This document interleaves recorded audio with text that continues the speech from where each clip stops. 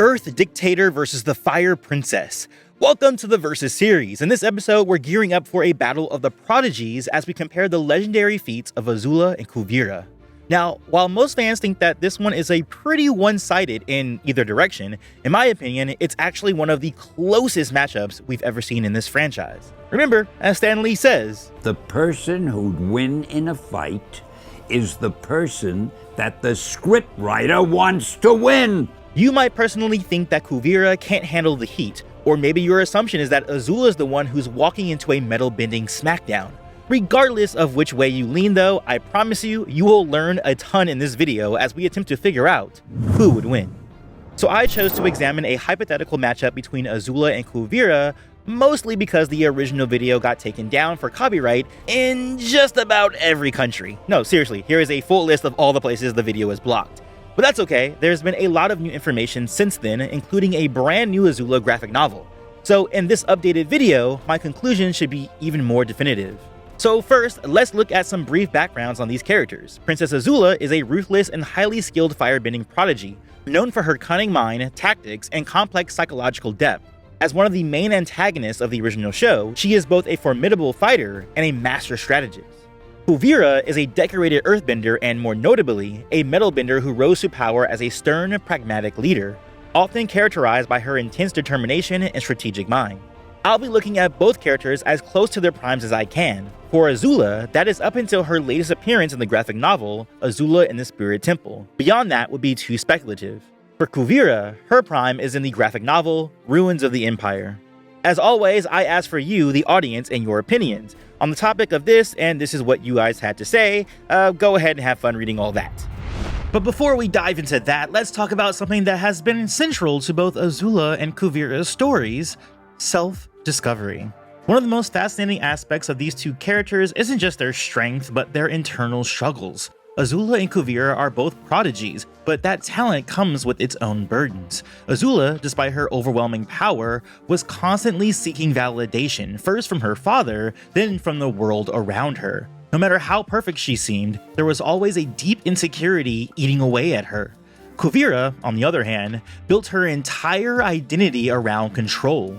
She believed that as long as she was strong enough, smart enough, and decisive enough, she could shape the world into something better. But that pursuit of perfection cost her dearly, both in her relationships and her sense of self. And let's be real, this isn't just an issue for fictional characters. A lot of us struggle with questions like, why do I feel so anxious when things are out of control? Why do I push people away when I feel vulnerable? And am I being too demanding, or do I just not know what I want? Life, much like bending, is all about balance. And finding that balance isn't something you have to do alone. That's where BetterHelp, today's sponsor, comes in. BetterHelp connects you with a licensed therapist who can help you navigate these tough questions instead of getting lost in self-doubt. Whether it's understanding your emotions, improving your relationships, or just gaining more confidence in your decisions, therapy gives you the tools to grow, just like Azula and Kuvira had to in their own ways. In just a few days, you can match with the therapist, and if it's not the right fit, you can switch at no extra cost.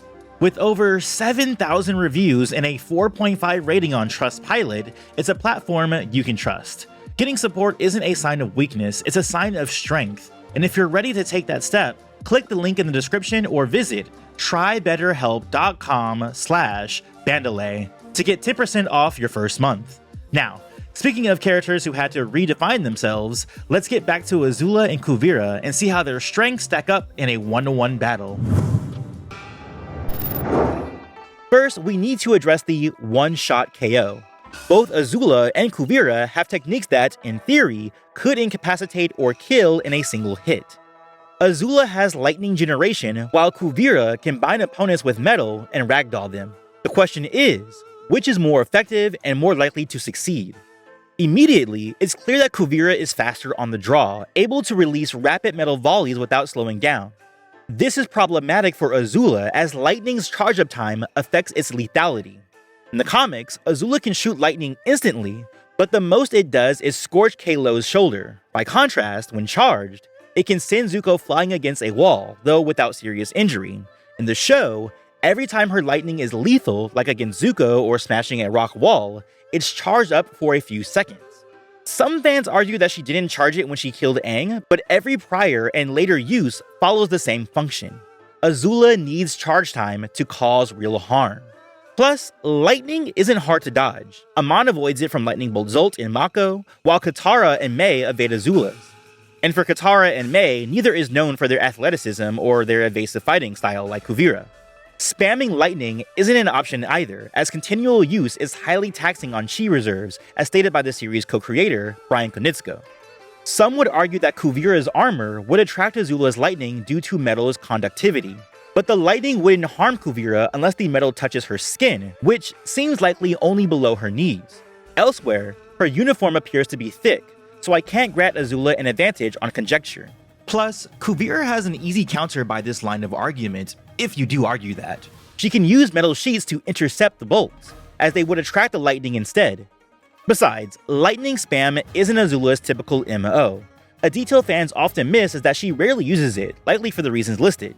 Across all her fights, she only uses it as a finisher when an opponent is down or uniquely open, or when goaded into it at her very worst mental state in the finale. In every other fight, she doesn't use it at all, not against Aang and Bumi in Return to Omashu, Aang and Zuko in The Chase, Aang in The Drill, Suki in Appa's Lost Days, Zuko and Sokka in The Boiling Rock, or Zuko in The Southern Raiders. She's more liberal with it in the comments, that's true, but in the search, she's unstable and her bolts are always redirected by Zuko. In Smoke and Shadow, she fires non-lethal bolts that wouldn't bring down Kuvira, and in Azula in the Spirit Temple, the latest comic, it's only used in a group fight while Ty Lee is focused elsewhere. So, ultimately, Azula's lightning generation would not constitute a one-hit victory as it takes too much time to reach lethal levels. The bolts are easy to evade or intercept with metal sheets, and their continued use is very taxing on the user. If she were to use charged lightning against Kuvira, it would be either as a finishing move or in a minority scenario where Kuvira has somehow ended up in a compromised position where Azula is able to charge up freely and without fear of missing her target, but not during anything resembling normal, rapid-fire exchanges of bending attacks. By contrast, Kuvira has her metal sheets.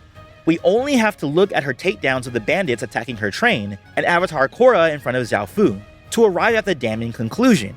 If you aren't a metal bender and you get hit with a metal binding, it's pretty much game over. Advantage Kuvira. Of course, whether Azula gets hit in the first place is by no means guaranteed, and she's far from helpless in general, as we'll discuss in the next section. Azula is one of the most evasive fighters in Avatar, point blank. That includes Suki and Ty Lee. Even without bending, she cartwheels and somersaults around Aang's air blast with total control, forcing him to admit she's too quick to pin down. Earlier, she dominates Zuko in the same way, relying purely on physicality. But such moves are overkill, as even a rusty, mentally hindered Korra avoided Kuvira's sheets by staying grounded and twisting her body.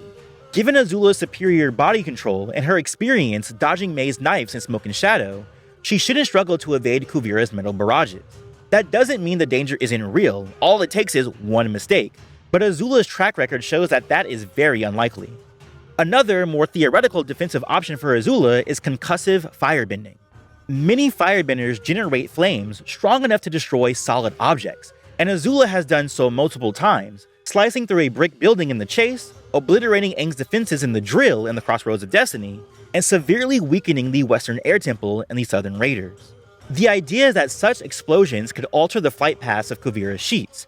Azula's firebending is certainly powerful enough if timed right, but the risk might be too high, as thin objects like Kuvira's sheets could pass through the flames that aren't dense enough.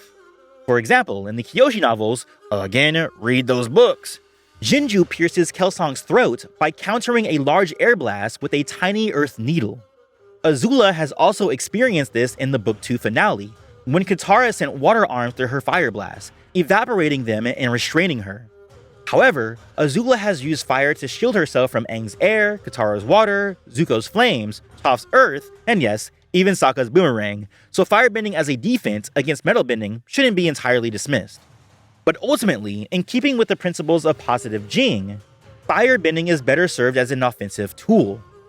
Returning to Azula's showing at the Western Air Temple, along with her other strength showings and raw ability, it's safe to say that her raw chi exceeds that of Kuvira's, who struggled against the likes of a depleted Korra and Suyin Beifong.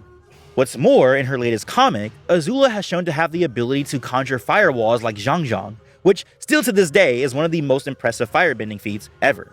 And as seen in her first fight with Korra, Kuvira's earthbending strength is greater than the mentally impaired Avatar's, stopping Korra's rock dead in its tracks and sending it back with greater force. However, she seems to strain somewhat and elects to shatter the slab instead of continuing to try to totally overpower Korra's grip on it. Later, in the fight against Suyin Beifong, Kuvira likewise strains to hold back the cart Suyin pushes at her, using its momentum to hurl it away rather than attempting to win a tug-of-war directly, akin to a judo throw. Both of these showings denote significant power in earth and metal bending, but they appear to be where she caps out, and neither of her adversaries have feats on Azula's level. Remember, we're talking about an impaired Korra here. Kuvira has additional showings in Ruins of the Empire, such as bringing down metal walls, launching mechs a fair distance into the air, and easily overpowering Commander Guan. All decent, but nothing beyond the caliber of what she displays in the series. If Kuvira were to attempt to use a rock wall or a metal shield for protection, Azula would blow clean through, as her firebending chi is greater, much like how Azula has done to Aang and a healthy Korra has done to Kuvira herself in their final battle. That said, Kuvira has never relied on brute strength in duels. Her armor supports a fast, spammy, yet precise style by stacking metal sheets on her back, shoulders, waist, and ankles, a pull she can draw from without altering her protection. That advantage could be decisive but mitigated by Azula's evasiveness, and Kuvira must navigate Azula's onslaught while trying to tag her. It's true that Kuvira can mold her gear into a whip or sword, but the whip can be dodged like a metal sheet, and the sword is only effective up close, where Kuvira is less skilled and Azula would dominate. In her fight with Suyin, Kuvira would have been thrown out of bounds if not for grabbing a railing. By contrast, Azula is a peer of Suki and Ty Lee, masters of non-bending physicality. Of course, Kuvira could still try to bind Azula's limbs with a metal sheet, which might work better up close than from afar, but against a calculating, acrobatic master like Azula, who knows the risk, it's far from certain. Kuvira might then attempt to use the earth beneath Azula's feet to entomb or trip her up like against Korra, or Toph against Azula in a surprise attack. But Azula is too light on her feet for such tactics to consistently work, especially in a one-on-one fight, as proven against Toph on the Day of Black Sun. Lastly, Azula has fire jets, which enhance her speed or let her reach higher ground. Combined with her agility, this makes her more mobile than Kuvira. While Kuvira can catapult herself on earth or metal, it's less controlled than jet stepping, and her mobility, though decent, is nowhere near on Azula's level. Kuvira's only physical advantage is resilience, but that's largely because Azula rarely gets hit. Even then, Kuvira's durability has limits. She recovers well from normal attacks, but big ones like an Avatar State Wind Blast would take her out entirely. If she's caught by one of Azula's stronger fire blasts with nothing to reduce the impact, she'd be vulnerable to a lethal takedown, whether by lightning or otherwise. Though not as one-sided as it may seem, given Kuvira's attack rate and potential one-shot via metal binding, she's ultimately outclassed by Azula as both a bender and a fighter. To win, Kuvira must rely on intellect, not force, which leads us to our next point. It's one thing to examine a character's skill in a vacuum, but it is another thing entirely to examine how said character applies those skills. As I said, Kuvira's path to victory would be to fight smarter, not harder, which luckily for her is exactly how she operates, abiding by the principles of neutral Jing, of listening and waiting for the opportune moment to strike. This is best highlighted in her first bout with Avatar Korra. Korra, who is out of practice and in a bad headspace, delivers an impressive salvo of fire, air, and earth, but keeps overcommitting, and often before she even finishes an attack, Kuvira has already moved out of the way. Then, whenever Korra is even marginally open, Kuvira retaliates with a vicious combo, first using earth to distract and disorient, before binding Korra's limbs with her metal sheets and ragdolling her. Joaquim dos Santos, who storyboarded the fight, compared this style to that of Muhammad Ali, one of history's greatest boxers, who would dance around and jab at his opponents at every opportunity, or hang back on the ropes and wait for them to tire out before countering. His maxim, float like a butterfly, sting like a bee, describes Kuvira perfectly.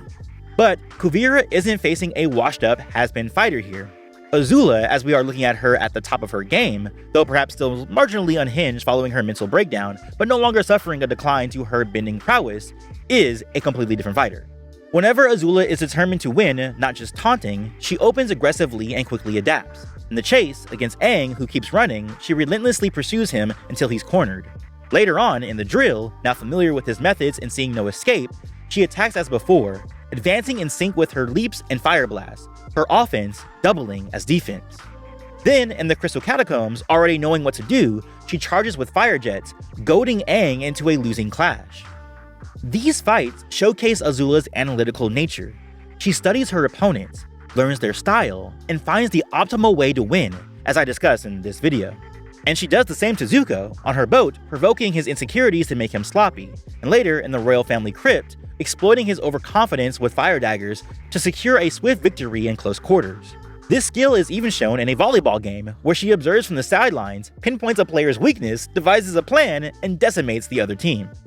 But Azula isn't entirely uncompromising in her offense. When Katara and Sokka assist Aang in the chase, she tones down her aggression, attacking while calmly retreating, knowing recklessness would be too costly. On the Boiling Rock gondola, she keeps steady pressure on Zuko with firebending, but avoids closing in due to Sokka's sword, content to chip away from afar despite her hand-to-hand advantage. At the Western Air Temple, she also keeps a slight distance from Zuko, recognizing his improved firebending after training with the dragons. So, how would Kuvira deal with this? I believe she would adopt a more proactive approach, looking to create openings of her own instead of waiting for them, realizing that she's dealing with an adversary on her level. In the duel against Su Yin and second scuffle with Korra, Kuvira fights at a generally faster pace, though still following the principles of neutral Jing, not responding to each attack her enemy throws, but rather only in between each salvo. My favorite example of this happens in Kuvira's duel with Su Yin. Su Yin tosses Kuvira out of bounds, but Kuvira bends her sword into a hook, grabs the railing mid-air, and swings it to a kick to Su Yin's side while sending two metal sheets at her. Su Yin gets up faster, but can't regain balance before Kuvira binds her wrist with a metal whip, flips her, and launches her into a wall, then uses it to send Su Yin flying off the arena. By contrast, Azula doesn't show the same quick thinking and reaction time in fast-paced, disadvantageous situations as Kuvira. When Iroh grabs her fingers, drags her, and kicks her off the boat, she's helpless, never attacking or reaching for the railing like Kuvira did. On the drill, she runs straight into a slurry, sliding to the machine's end with flailing arms despite having time to stop her momentum with firebending, or with fire jets. At the Western Air Temple, when falling, she takes a while to think of unpinning her hair to use fire jets and propel herself to the cliffside. So, who has the edge? If I were to make an assessment, I would say Azula was more analytical and calculating, while Kuvira is more intuitive and ferocious. Kuvira's speed, ability to exploit openings and varied combos, would force Azula to tone down her aggression while adjusting to this unfamiliar bending. But even at her most defensive, Azula remains aggressive, and on the offensive, she doubles down. Gradually, she would adapt to Kuvira's tempo, looking for flaws to exploit. And Kuvira is the sharpest, highest IQ opponent Azula has ever faced, a relentless fighter who seizes every opportunity and punishes each mistake. Even if Azula appears to be winning, the tables can turn in an instant. After all Kuvira needs is one shot. Alright, let's set up this fight. Let's say it takes place in Tuxing, a once booming metal mining town, where Kuvira has some leftover metal to use in the ghost town environment, but not too much. In the early fight, I do not believe we will see any definitive victories, as both Kuvira and Azula use this time to assess their opponents, especially opponents they've never seen before. However, this is where the one-shot KO scenarios would pop up, as we discussed before. This would be between Azula's mastery of lightning generation and Kuvira's mastery of metal bindings. Kuvira's rapid-fire metal attacks contrast starkly with Azula's lightning, which demands a charge-up for full lethality. Instant lightning from Azula, as seen in the comics, lacks the power of her fully charged strikes, but poses a theoretical risk. However, Kuvira's ability to evade lightning and the physical toll of repeated uses of lightning diminish its utility as a reliable finisher.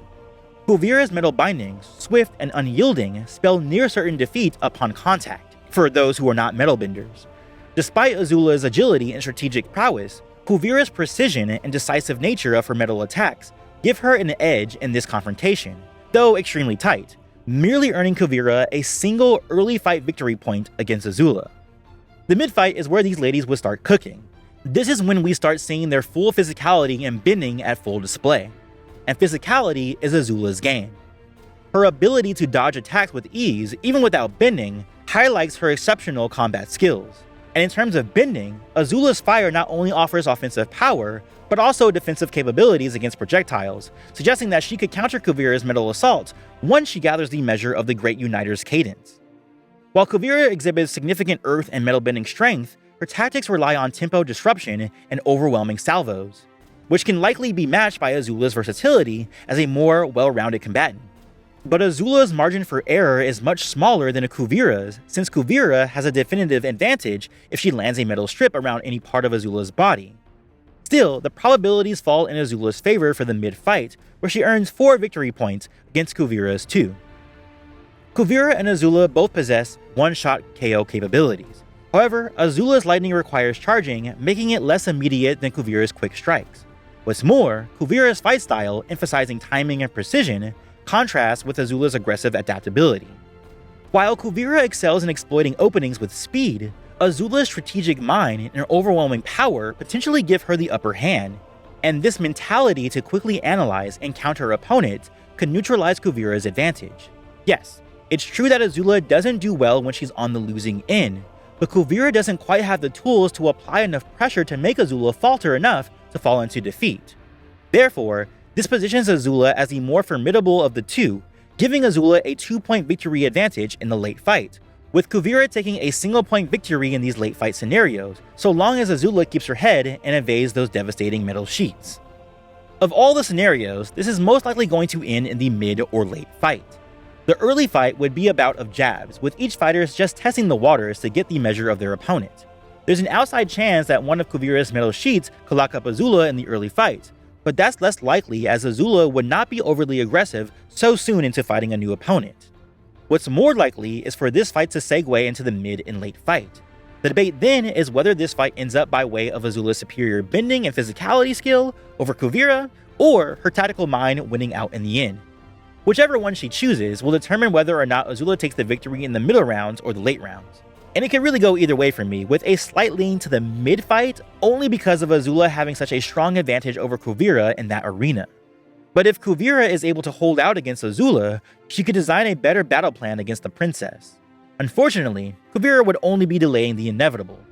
The fact that Azula has more well-rounded abilities to employ her tactics against Kuvira, who is a bit more narrow in what she's capable of achieving against the rogue princess, gives her the ultimate advantage, despite Kuvira's metal sheets potentially being devastating. Therefore, in my opinion, Azula takes an extremely narrow 6 out of 10 victories against Kuvira. Of course, this is all just my opinion based on the lore of the Avatar franchise. Do you agree that Azula takes a close victory against Kuvira, or do you believe that Kuvira has a better chance to breach Azula's defenses? Let me know in the comments below and check out my versus video playlist on screen. As always, peace, love, and remember, be water, my friends.